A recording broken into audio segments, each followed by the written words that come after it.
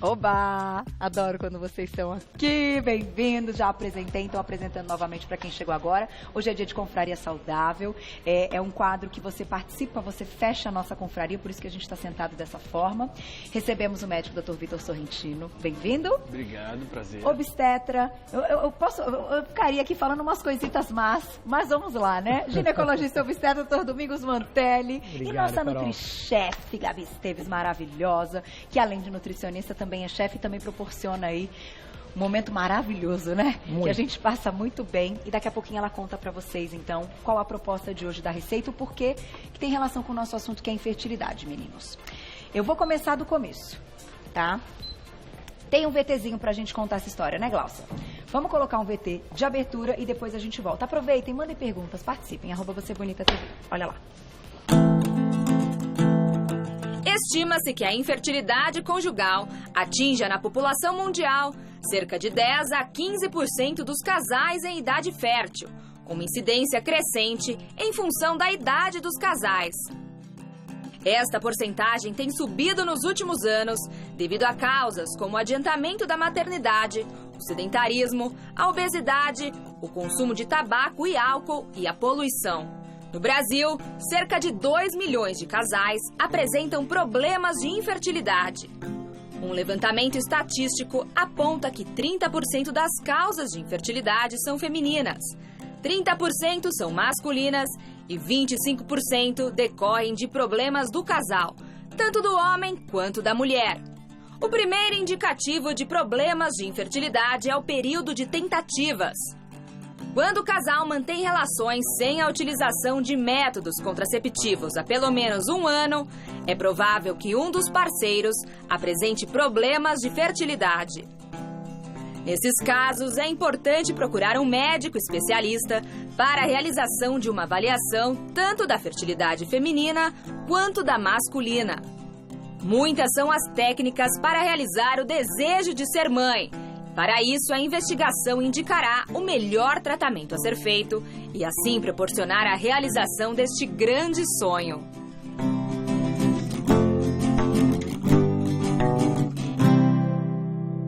Lindo, né? A gente se emociona com as imagens aí. Belíssimo VT de abertura. Vou começar com você, doutor Domingos. É fato dizer, então, que o número de casais que apresentem aí uma certa dificuldade para engravidar tem aumentado? Essa é a sua percepção em consultório? Carol, tem aumentado e tem aumentado muito, muito. Cada dia mais eu recebo casais que chegam na clínica falando: doutor, faz 3 anos, 4 anos, 5 anos que eu tento engravidar e não consigo. E o mais interessante, por incrível que possa parecer, fizeram todos os meus exames e está tudo normal e eu não engravido. A investigação que não te entrega nada. Esse é o maior problema. Eu sempre costumo dizer que não existe não engravidar do nada, né? Você não foi premiado, não, você não vai poder ter filho na vida, não. Algum motivo tem, ele tem que só ser descoberto. Então hoje a gente sabe por que esse número aumentou muito. Porque os hábitos de vida mudaram. Os hábitos de vida da mulher mudaram, as mulheres estão tendendo a ser mães, inclusive, mais tarde, então isso também prejudica um pouco, né? A qualidade ovular, ela diminui, muitas vezes a quantidade de óvulos com o passar dos anos, ela vai diminuindo também, então a fertilidade da mulher também diminui. A alimentação influencia demais. Eu acho que mais importante do que a gente falar do que a gente deve ingerir é falar muito do que a gente não deve ingerir. Que atrapalha. Que atrapalha muito, muito. Então hoje os hábitos de vida, sejam eles alimentares ou uma atividade física, tabagismo, bebida alcoólica, isso influencia demais na fertilidade, tanto masculina quanto feminina. Eu ia te perguntar, porque daí a gente tem um problema do casal. Normalmente é o casal que precisa ser tratado. Exatamente. Eu costumo brincar, eu faço sempre uma analogia, eu já falei isso aqui no programa uma vez, que o nosso corpo ele funciona como sendo um aquário, né? Então você imagina um aquário, onde a água está limpinha, os peixes estão ali, todos nadando saudáveis. Agora imagina um aquário imundo, sujo, água turva. Aí você pega e joga um filhote de peixe lá dentro. O que vai acontecer com esse peixe? A chance de morrer é muito maior do que sobreviver e ir para frente. No nosso corpo é a mesma coisa. As pessoas estão intoxicadas, as pessoas têm hábitos errados e aí querem engravidar. Porque quando a gente fala em fertilidade, não é só a capacidade de engravidar, é engravidar e manter uma gestação. Aquela mulher que engravida e perde, engravida e perde, engravida e perde, ela também é infértil. E isso aumentou também. Muito. O aborto de repetição. Por conta disso, as pessoas estão colocando um peixinho no aquário sujo.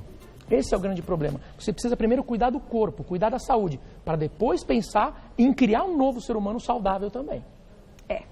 Aí, você entrou na questão alimentar e eu vou para o Dr. Vitor Sorrentino, que tem essa percepção também em consultório, porque eu imagino que quando a gente tem a queixa, você vai ter ali todo o seu suporte dentro da sua área e o suporte da alimentação, do que passar então para esse casal, o que pode tirá-los, né, desse aquário que está sujo. Por onde a gente começa, né? Hoje, como que as meninas podem, né, mulheres, inclusive, Carol, não estou tentando engravidar ainda, mas se um dia você quiser, tem que começar o quanto antes. Isso choca um pouco as pessoas, Carol, porque às vezes parece que nós estamos sendo um pouco, não é radicais a palavra, mas assim, um pouco incisivos demais com as pessoas. Porque quando a gente bate nessa tecla, você não tem o direito de dar a chance errada para um futuro ser humano. Entendi. Porque independente se tu engravidas ou não, é muito ruim pensar que tu já está dando dentro da tua barriga condições erradas para que o ser humano se desenvolva depois. Hoje a gente trabalha muito com programação metabólica. Parece forte isso, mas assim, eu preciso estar saudável para poder gerar um ser com a mínima chance de ser saudável num mundo doente.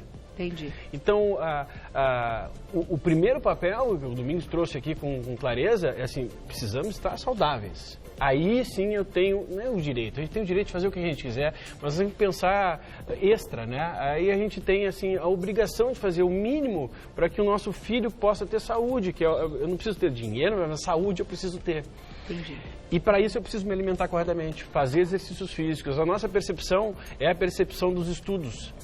Saiu um estudo no ano passado que demonstrou que só nos homens, imagina nas mulheres também, porque o fator mulher é mais difícil ainda, e a gente vai explicar por quê.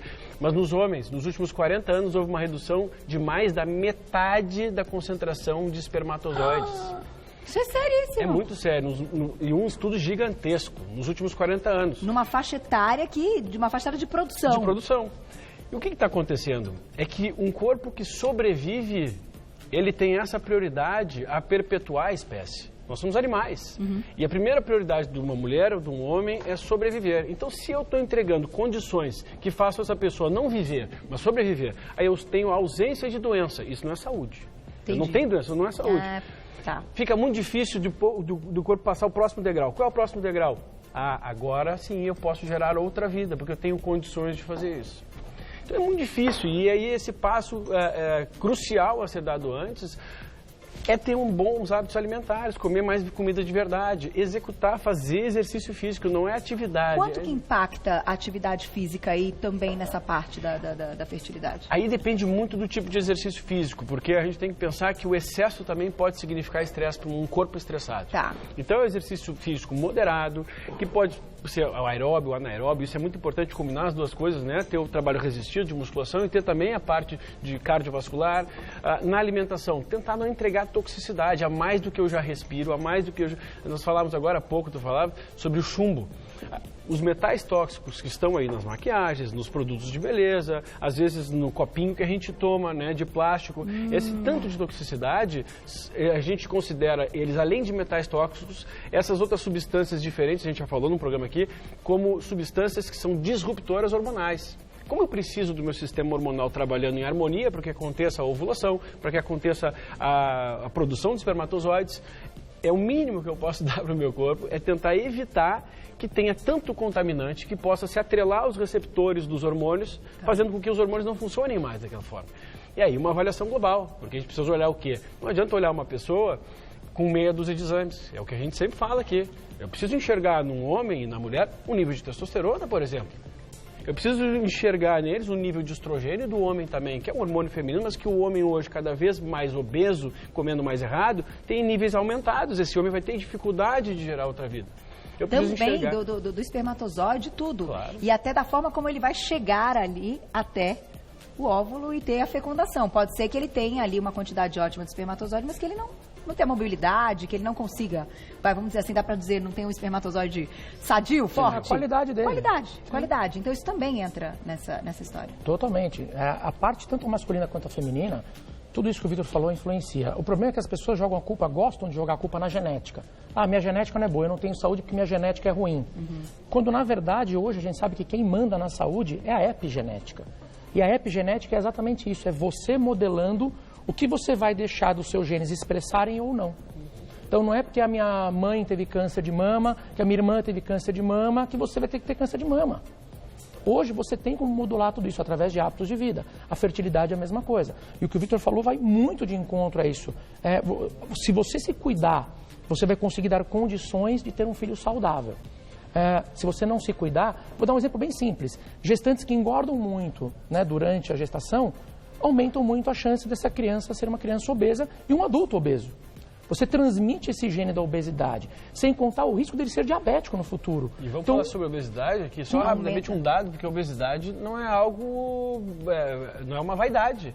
É a doença saúde que mais gera outras doenças ao longo da vida. Ela é o problema, né? Ela é o problema. A obesidade é o problema. Aí... Desculpa te interromper, mas só para colocar, porque às vezes as pessoas falam assim, mas estar acima do peso, gordofobia, não tem nada disso não. A nossa preocupação... Eu tô feliz, tá tudo bem, eu tô nossa feliz. Preocupação é a saúde. E só uma licencinha, às vezes também aquilo de fazer, mas eu sou obesa, mas meus exames estão bons. Não existe isso. Não existe, né? Não existe isso. Não existe. E outra coisa, cara, que eu acho legal a gente colocar... Talvez a meia dúzia de exames que faz está dentro de uma normalidade. Mas se for olhar todo o resto... Na verdade, uma normalidade está dentro de valores de referência, não é nem normal. Né, que é uma que a referência gente vai falar que disso já, do valor de referência. Né, não sei de quem. E, Carol, assim, na minha profissão, que eu acho importante, vocês vão concordar, não adianta falar assim, engravidei, vou procurar me alimentar melhor, Não! É antes. Eu quero, pelo menos 6 meses antes. Isso é programação metabólica que eu falei. Exatamente. Então, assim, você pega uma galera que chega no início da 3 meses de gravidez, né? Agora eu vou mudar. E aquela, comendo bolacha, água e sal no café da manhã, que você fala, né? Eu tô com 12 semanas, meu café da manhã é margarina com bolacha e sal. Já. Eu levo de lanche, porque me falaram que pro enjoo é ótimo, eu ter sempre uma bolacha e água e sal pra não enjoar. Aí eu fico comendo. O que custa levar uma maçã? O que custa pegar uma banana? Pois é, uma comida de verdade. Não, e sem contar que a mulher, se ela já tem um hábito de vida não saudável, se ela já se alimenta mal, se ela bebe, se ela toma muito café, ou se ela fuma. Ou se usou anticoncepcional durante muitos anos. Mas o que eu quero dizer é o seguinte, aí ela fala, a hora que eu engravidar eu paro. Tá, só não esqueça que a hora que você descobrir a sua gestação, já se passaram 2 meses. Os 2 meses mais importantes da gestação, que é exatamente o início da formação da divisão celular. Ou seja, você passou 2 meses intoxicando aquele bebê. Aí depois você fala, a partir de agora aí eu paro com tudo. Muitas vezes o erro, na hora da divisão genética e na hora da divisão celular, já aconteceu. Já deu problema. Você ficou 2 meses fumando, bebendo, comendo mal, tendo hábitos errados. Aí agora, de repente, você quer corrigir. Quando acontece a gestação, né? Isso quando acontece. Aí não tem aí está o motivo pela infertilidade. Quando dá sorte de acontecer alguma coisa, poxa, aquela vida que vem já vem ceifada, né? A ter mais comorbidades. Na melhor das hipóteses, vai ser uma pessoa com alguns problemas de saúde no futuro. E risco de manter essa gestação também, né? Eu vou colocar a perguntinha do... Chegou um monte, né, Glaucia? Vamos começar com as perguntinhas. Não vou, Carol, não tem todas as perguntinhas. Vou fazer as perguntinhas de vocês, depois nós vamos falar de valor de referência de exame. Que história é essa do valor de referência? Por que a gente abre o exame e tem lá valor de referência? Eu estou dentro, está tudo bem. Eles vão falar sobre isso, que eu sei que vocês adoram esse assunto. Na tela, a perguntinha do público, olha lá. Obrigada, Mayra, um beijo pra você. Depois da remoção de miomas subserosos, ok? Quanto tempo leva para engravidar, doutor Domingos Monteiro? Bom, depende da localização desse mioma subseroso, depende do tamanho dele, o tamanho da cicatriz que ocorreu no útero e o tempo que vai ter de recuperação após a cirurgia. Se a cirurgia foi via aberta, se foi por videolaparoscopia, isso depende muito, é muito variável. Mas as orientações, em média, de uma cirurgia desse porte, a gente pede no mínimo de 6 meses a 1 ano para que ela possa pensar em gestação. Porque ela tem um útero com uma cicatriz muito grande, se for uma cicatriz grande, a gente pede até um tempo maior, e é um risco de ruptura do útero se engravidar muito na sequência.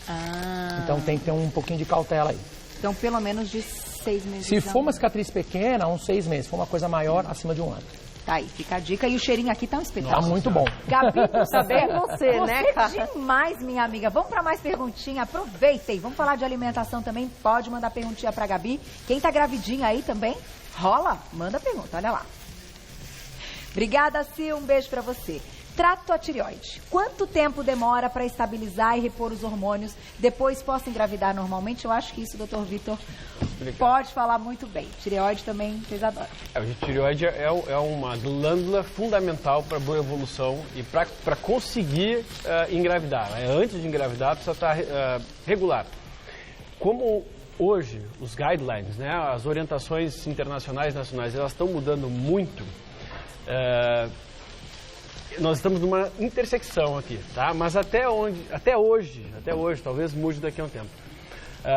Nós precisamos estar com a tireoide regulada pelo menos uns 3 meses, regulada, para quem começou a tratar a tireoide. Certo.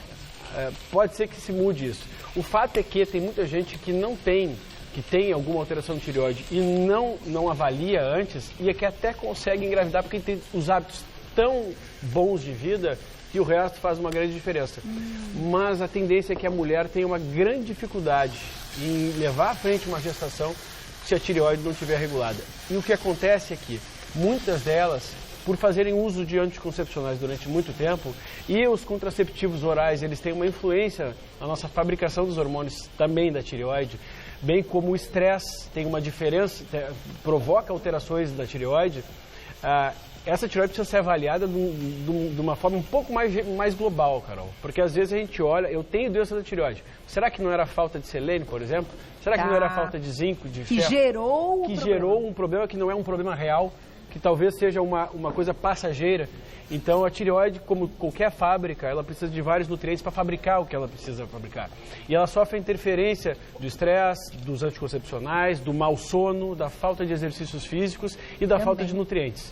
Então, para isso, a gente tem que olhar de uma forma mais global. Mas se a mulher... Se tiver reguladinha, um mês depois, ela consegue engravidar numa boa. Porque eu acho que a dificuldade, quando a gente está falando de tireoide, do hipotireoidismo e tal, muitas vezes é chegar, se isso for muito bem diagnosticado, é chegar na quantidade hormonal ideal para ela ter o pique, para ela ter a qualidade de vida, para ela não se sentir cansada, né? É muito difícil. Vou falar uma coisa, cara. Eu tenho hipotireoidismo, tá? Eu vivo numa boa, eu sou magro, né? A desculpa de eu tenho hipotireoidismo, por isso eu tenho isso, por isso não é.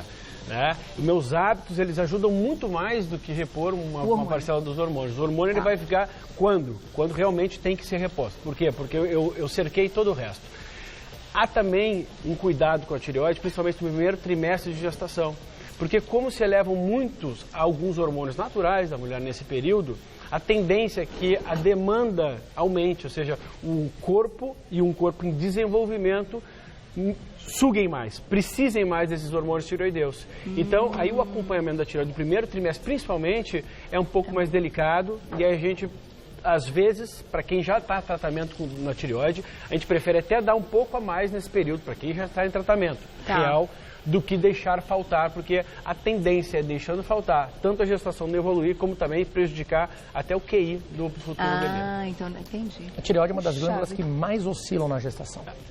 Oscila demais, por conta das oscilações dos hormônios da gestação. Então, fazer assim mais exames e estar mais controlado e prestando mais atenção na tireoide em curto período pode ajudar. Carol, por incrível que pareça, tem gente que nem pede dosagem de hormônios tireoidianos durante a gravidez. Por incrível que possa parecer. Tem gente que nem avalia uma tireoide durante a gestação. Uma ajuda tão grande para as pessoas cobrarem isso dos médicos que estão em contato. Isso é muito legal. Então, tireoide 100% avaliada. Eu gosto de dizer, Carol, não é porque eu sou ginecologista obstetra que eu tenho que olhar a mulher como sendo um par de mamas, uma vagina e um útero. Não é isso. A tireoide é tão importante quanto outras glândulas do corpo, quanto outros órgãos do corpo. E tudo isso pode alterar na gravidez. Se pode sofrer alguma alteração, é minha obrigação avaliar, investigar e deixar aquela mulher em conformidade com cada período. Verdade. Antes de ir para a próxima pergunta, vamos aproveitar, Gabi. Ai, que lindo, gente, ela Preparem tá demais. o cheirinho. Não, você tá demais. Que agora vai. vai. Aproveitando o lance da tireoide, a gente sabe que tem algumas coisas que podem dar uma atrapalhada também. Sim. Na nutrição, o lance, enfim, a gente fala da couve e tal, como é que é essa parte? Eu acho que vale também como dica. Assim, no meu ponto de vista, uma das coisas que mais atrapalha a parte sistêmica e de inflamação e de tudo mais de organismo é glúten, né, Cá? Então, uma coisa fantástica. Quando o paciente chega para mim, eu não falo muito de cara assim, vamos tirar o glúten, que cria uma resistência. Mas assim, vamos tirar industrializado, você já tira 90% do glúten. Entendeu? Então, isso ajuda essa questão inflamatória. Isso que eu quis trazer, sabe, Carol? Além da questão de ômega 3, que a gente sabe que é anti-inflamatório, eu trouxe uma verdura verde escura com bastante ácido fólico, vitamina B6, que isso ajuda muito estrógeno e progesterona nessa fase de quem quer engravidar. Que é a escarola. É escarola, pode ser espinafre, pode ser uma catalônia, qualquer desse tipo de legume, inclusive as cruas, que vai ter ainda a vitamina C, que vai ajudar mais ainda essa questão de proteção, de antioxidante e tudo mais no nosso organismo. Sensacional. E trouxe esse pesto de abacate, Cá, que eu acho que é uma coisa fantástica, que você pode comer numa salada, você pode fazer no macarrão de pupunha. Como é que faz isso? Abacate, parmesão, um pouquinho de azeite, nozes ou amêndoas ou castanha ou qualquer coisa desse tipo e um punhadão de manjericão, que dá aquele odor, aquela coisa divina. E você bate? Bate tudo, eu vou fazer barulho daqui a pouco, tá? Esse é novidade, também não comi. Eu dei uma receita hoje no Instagram de maionese de abacate. Agora que é legal, da maionese de abacate vai mostarda, né? Vai limão e tal, ficou uma delícia. A gente fez uma vez. Agora, esse aí você arrasou, pesto de abacate. Né? E daí... Não, os meninos, depois, Saulito, vamos mostrar aqui em cima... Porque o colorido que você deu hoje aqui tá um espetáculo. Eu vou colocar mais uma perguntinha, se tiver perguntinha de alimentação, enfim, dúvidas, a Glaucia vai colocar pra gente. Olha isso, vai, ai. Na tela, então, perguntinha do público, olha lá. Nossa, mas tá demais. Obrigada, Ju, um beijo pra você. Após uma tireoidectomia, retirada da tireoide. Que é a retirada da tireoide total, então quais as chances de infertilidade? E se caso a gestação acontecer, existe risco de aborto ou má formação do bebê? Doutor Domingos, eu acho que isso os dois vocês podem responder. Ela precisa fazer uma suplementação e adequar o hormônio. Sim, Carol. A tireoide, eu costumo dizer que é a glândula mãe do corpo, né? E a partir do momento que você perdeu essa glândula, obviamente, se ela perdeu a glândula e não fizer nada, ela não vai engravidar, esquece. Não vai conseguir engravidar e nem manter a gestação, né? E vai atrapalhar o organismo inteiro. Então, obrigatoriamente, ela vai ter que fazer reposição desses hormônios que vão estar faltantes e fazer um acompanhamento bem de perto durante a gestação. Fazendo essa reposição, ela vai conseguir engravidar, mas tem que acompanhar bem de perto. Retirar a tireoide hoje, a gente tem que sempre pensar 2, 3, 4 vezes antes de retirar, porque ela é uma glândula muito importante. Então, somente em casos extremos, realmente. Sabe que eu tenho uma curiosidade? Hoje a gente fala muito dos bioidênticos e tal, dos hormônios.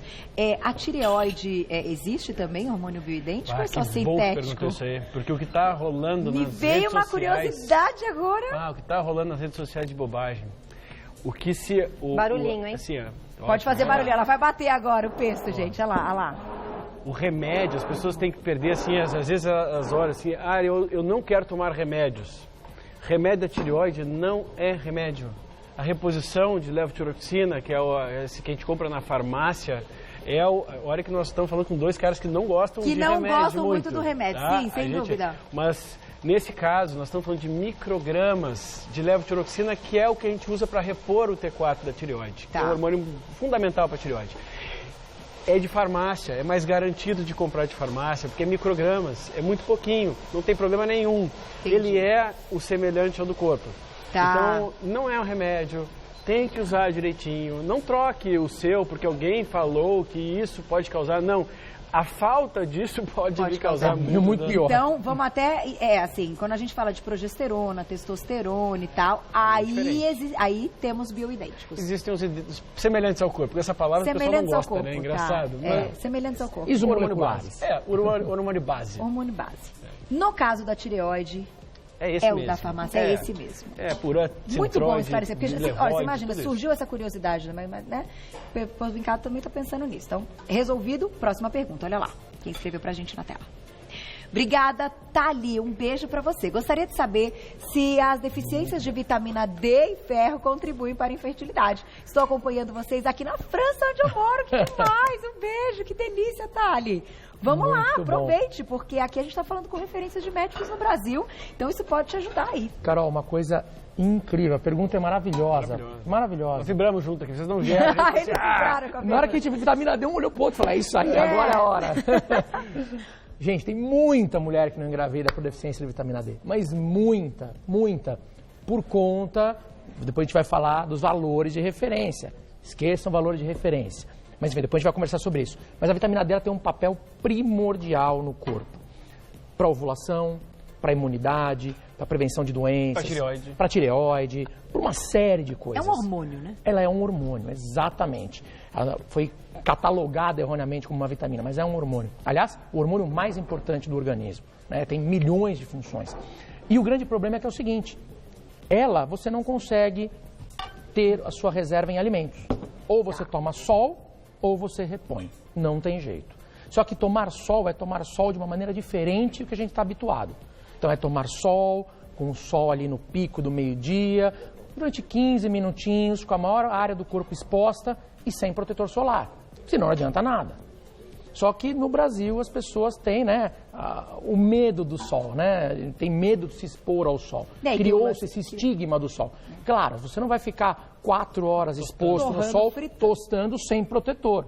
Isso sim vai aumentar o seu risco por uma série de coisas. Agora, se 15 minutos durante o dia você tomar sol sem protetor solar, não é isso que vai te trazer um câncer de pele.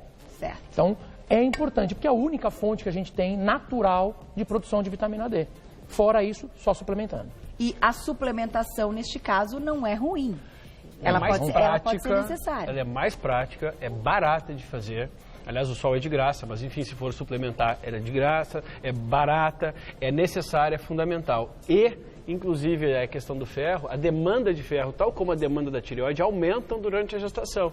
Então, geralmente, é uma preocupação o quanto que a gente vai dar de ferro. E o ferro também é fundamental para a tireoide funcionar, como o corpo é um todo. Por isso que, como o Nunes falou aqui categoricamente, não, eu não sou só olhar mamas. Claro que não, eu preciso saber de ferro, eu preciso saber de selênio, porque a tireoide vive com selênio. Nós temos selênio aqui, eu preciso saber de zinco. Esse prato tá maravilhoso. Eu preciso de ômega 3. Então essas questões são fundamentais. E cabe ressaltar aqui uma questão muito interessante sobre o ácido fólico. O ácido fólico, que é o folato, na alimentação que tem aqui nesse alimento, principalmente nesse alimento, eu consigo ele, através da alimentação, eu consigo aproveitá-lo. Na suplementação de ácido fólico, essa forma ácido fólico não é essa aqui. Então, muitas pessoas, quando fazem essas doses, que eu acho absurdas, de 5 miligramas de ácido fólico por dia, pré-gestacional, que o ácido fólico vai lá no céu, se elas não avaliarem corretamente o quanto o corpo delas aproveita esse ácido fólico, não adianta, aumenta inclusive o risco de reações nas crianças. Existem estudos falando sobre autismo, outros sobre asma, sobre as alergias. Autismo?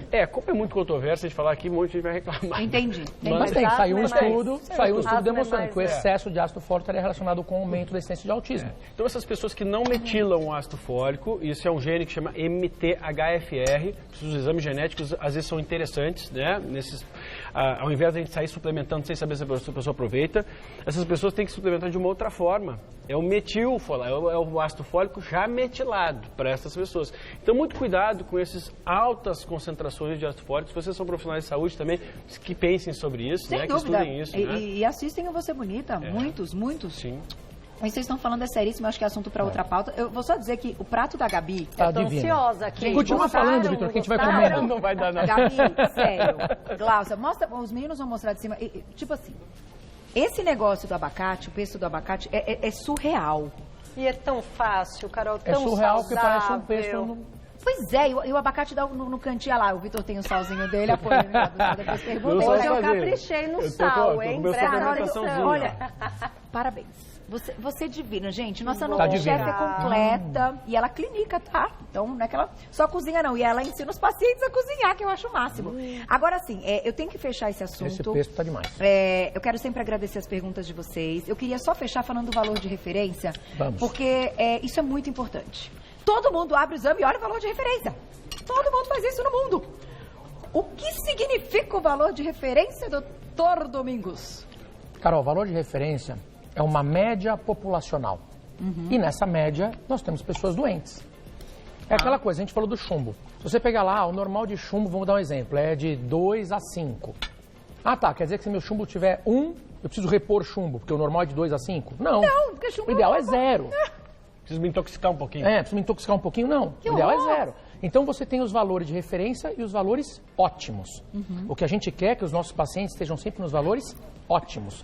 Então hoje, a gente falando de tireoide, você pega um TSH, você vai ver o valor de referência, está lá de 0,5 a 6. Pô, 6 é um hipotireoidismo. Não tem jeito. E ele ainda mas estou em 6, eu estou dentro da referência, vai ter um problema. Não. Você tem que jogar para baixo. Até hoje, os consensos são para você manter o TSH em torno de 1. Lá embaixo. Então 4 também pra tá ruim, gestação. 3 também tá ruim. Tá no meio, mas... Só que as pessoas falam, meu TSH tá 3,5, eu tô legal. Não. Igual a vitamina D, né? Se você fizer um teste de temperatura da tireoide, você vai ver que não tá. Porque a tireoide, ela comanda essa parte da temperatura matinal. Então você vai medir a sua temperatura de manhã e vai ver se tem essa diferença. E você vai saber se a tireoide está funcionando ou não, independente de você dosar qualquer tipo de hormônio. Tem que medir a temperatura? Rapidamente. Durante 5 noites seguidas, você coloca um termômetro lá da sua cama, acorda de manhã cedo, antes de você levantar, se abrir o olho antes de levantar, pega o termômetro, mede a temperatura e anota. Faz isso 5 noites seguidas, vai somar 5 temperaturas e dividir por 5. Vai dar essa média. Nessa média, se der abaixo de 36,6, significa que a sua tireoide não está funcionando adequadamente, independente do valor que deem os seus exames. A gente tem que pensar em selênio, zinco, ferro. Exato. Porque não é porque não está funcionando que é um hipotireoidismo. Na verdade, ela pode estar num estado de hipotireoidismo por falta de suplementos que vão ativar a tireoide para funcionar adequadamente. Zinco, iodo, selênio, enfim, várias coisas. Eu acho que nós vamos fazer uma confraria de tireoide. Eu acho que nós vamos ser mortos daqui a pouquinho. Já falaram há 10 minutos que acabou. Ela tá assim, ó, sai, acabou. Acabou o tempo. Amandinha, eles estão te vendo, Amandinha, que o assunto é realmente muito bom. Olha... Vou deixar... 30 segundos, Amandinha. A sobremesa. É uma maçã cozida 7 minutinhos com canela e cravo. Pus nada de xilitol só para dar uma engrossadinha, assim, um tchan, para não deixar o nosso intestino de fora. Eu acho que sem o intestino íntegro e bem aí resolvido e absorvido com uma microbiota boa, não vai absorver nada disso de bom que a gente está falando, né? Nossa, Gabi, olha que coisa mais linda, sobremesa e tudo. E eu tenho que agradecer, vou passar os contatos de vocês. Eu acho que valeria a gente colocar no nosso Instagram algumas opções de assunto para o pessoal escolher qual vai ser o tema da nossa próxima confraria. O pessoal realmente participa muito, eu agradeço muito sua audiência, seu carinho e as mensagens que chegaram. Eles voltam, claro que voltam. É sempre um prazer poder... e não é criar polêmica, gente, pelo contrário. É fazer a gente pensar, vamos ficar mais inteligente? Como é bom ficar mais inteligente, como é bom ter informação, certo? Então, quem quiser saber mais, pode seguir Dr. Domingos Mantelli lá no Instagram, @DomingosMantelli, tudo junto. Lá tem absolutamente tudo, inclusive stories com a Julinha e agora com a Isabela, que está uma coisa. Dr. Vitor Sorrentino, @doutor abreviado Victor, tá? Sorrentino, tudo junto, também no Instagram, com belíssimas palavras e os posts que você faz, que são sempre muito inteligentes. E a nossa queridíssima Gabi Esteves, que é NutriChef, clínica e ainda ensina os pacientes a cozinhar, oh, coisa boa. Telefone do consultório 97367-9977, 97367-9977, lá no Insta, nutricionista Gabi Esteves, tudo junto, já encontra o trabalho dela. Muito obrigada.